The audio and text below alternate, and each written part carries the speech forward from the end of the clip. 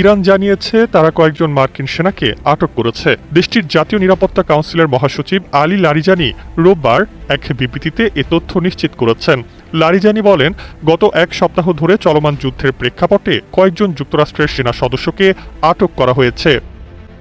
তবে তিনি ঠিক কতজন সেনা আটক করা হয়েছে তা প্রকাশ করেননি। এছাড়া কিভাবে এবং কোথায় তাদের আটক করা হয়েছে সে বিষয়েও কোনো বিস্তারিত তথ্য জানাননি। এই মুহূর্তে বিষয়টি ইরানের অভ্যন্তরীণ নিরাপত্তা ও সামরিক কৌশলের সঙ্গে যুক্ত বলে মনে করা হচ্ছে। উল্লেখ্য, গত ২৮ ফেব্রুয়ারি যুদ্ধ শুরু হওয়ার পর এখন পর্যন্ত ইরানের ভেতরে মার্কিন বাহিনীর কোনো স্থল হামলার তথ্য পাওয়া যায়নি। তবে এই সেনা আটক করার ঘটনা ইঙ্গিত দিচ্ছে যে ইরান প্রয়োজন হলে যুক্তরাষ্ট্রের সামরিক কর্মীদের লক্ষ্য করতে এবং তাদের নিয়ন্ত্রণে রাখতে সক্ষম। বিশেষজ্ঞরা মনে করছেন, মার্কিন সেনাদের আটক করা ইরানের শক্তি প্রদর্শনের কৌশল হতে পারে।